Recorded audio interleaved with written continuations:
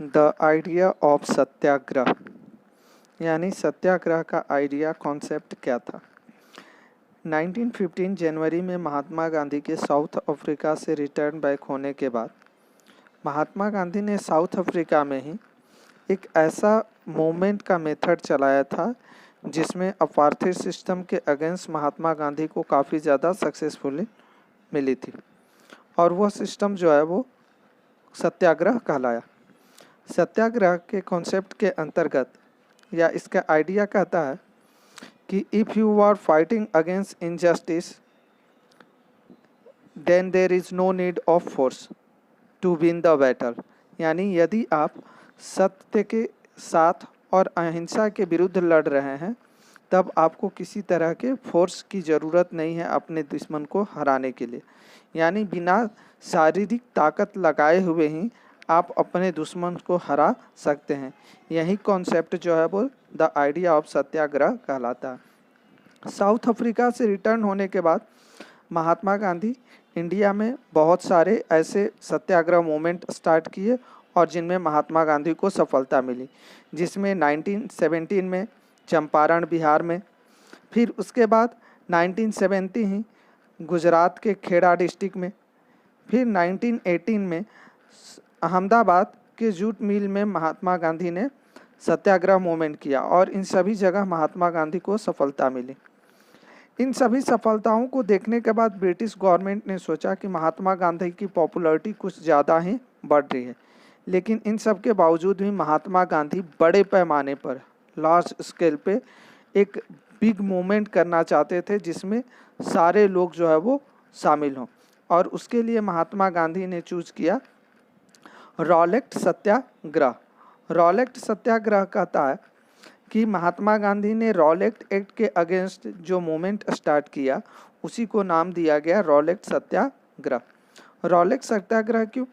क्योंकि British government ने जो रॉलेट एक्ट पास किया था उस एक्ट के तहत जो ब्रिटिश गवर्नमेंट इंडिया में वर्क कर रही थी उसे इनॉर्मस पावर मिल गया था, और यह पावर किसी भी तरह की पॉलिटिकल एक्टिविटीज़ को बिना किसी परमिशन, बिना किसी डिटेंशंस और बिना किसी ट्रायल के सीधे व्यक्ति को पकड़ने के बाद 2 साल के लिए जेल में डाल देता था। इसीलिए इसे अंधा कानून भी बोला गया। और इसी एक्ट के अगेंस्ट में लोग जो है वो कई जगह स्ट्राइक किए, कई तरह के जो है वो रेलवे वर्कशॉप पे कई जगह जो है वो बंदी का काम किया गया। ऐसे ही कंट्री के डिफरेंट पार्ट में महात्मा गांधी को रॉलेट सत्याग्रह के सपोर्ट में मिल रहे थे, लेकिन इन सब के बावजूद भी ब्रिटिश गवर्नमेंट ने लोगों को काफ़ी दमन तरीके से जो है वो इस एक्ट के अगेंस्ट जो लोग विद्रोह कर रहे थे उन्हें दबाना शुरू किया, जिसमें ब्रिटिश गवर्नमेंट ने कई जगह गोलियां भी चलाई, कई जगह तोड़ फोड़ भी की। 10 अप्रैल को ब्रिटिश गवर्नमेंट ने अमृतसर के एक टाउन पे ऐसे ही फायरिंग कर दी, और उस फायरिंग के अंतर्गत जो है वो बहुत सारे लोग को चोटें लगी। हालांकि मरने की संख्या कम ही थी, ना के बराबर, लेकिन लोगों को काफ़ी ज़्यादा चोटें लगी। इसके अगेंस्ट में काफ़ी ज़्यादा लोग गुस्सा में हो गए और जो है वो इस एक्ट का विरोध बड़े पैमाने पे किया जाने लगा। 10 अप्रैल को ही ब्रिटिश गवर्नमेंट ने अमृतसर के क्षेत्रों में मार्शल लॉ सेटअप कर दिया था। यानी आज के जो कर्फ्यू होते हैं उन्हीं की तरह मार्शल लॉ था। लोगों को पता नहीं था उस शहर में रहने वाले।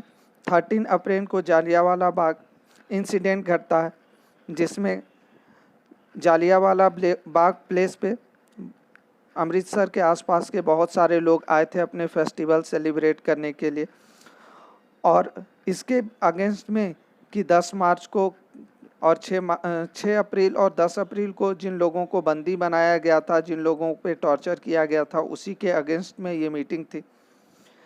ब्रिटिश गवर्नमेंट का commander general Dyer Jallianwala Bagh park में पहुंचता है। एक ही गेट था और उस गेट पे खड़े होकर ओपन फायरिंग का ऑर्डर कर देता है।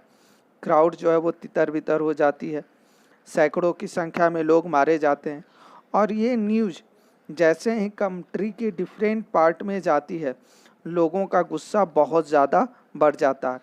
एग्रेसिव लोग जो है वो जगह जगह स्ट्राइक, क्लैशेस, पुलिस पे अटैक करना, गवर्नमेंट बिल्डिंग्स को नुकसान पहुंचाना, इस तरह की एक्टिविटीज़ करने लगते हैं और ये मूवमेंट जो पीसफुली होना चाहिए था, वायलेंट में कन्वर्ट होने लगा।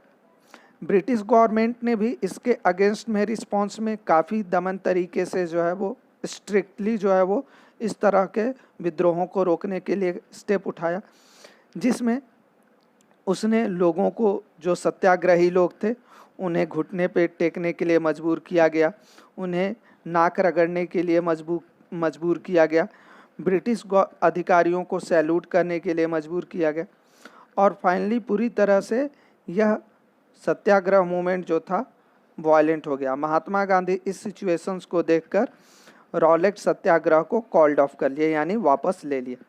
महात्मा गांधी का सत्याग्रह मूवमेंट बेहतर था, पॉपुलर भी था, लेकिन इसमें कुछ कमियां थी और इन्हीं कमियों को दूर करके महात्मा गांधी बड़े पैमाने पर एक मूवमेंट स्टार्ट करना चाहते थे और उसके लिए महात्मा गांधी को मिला वह ऑप्शंस खिलाफत मूवमेंट।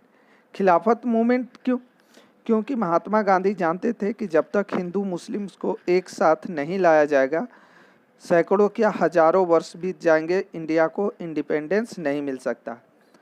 खिलाफत मूवमेंट क्या था कि फर्स्ट वर्ल्ड वॉर के बाद ब्रिटिश गवर्नमेंट ने तुर्की में जो खलीफा पद है, इस्लामिक पद, उस पद को समाप्त करने का प्रयास किया और इंडिया के मुस्लिम्स उसी खलीफा पद को बचाने के लिए विरोध कर रहे थे।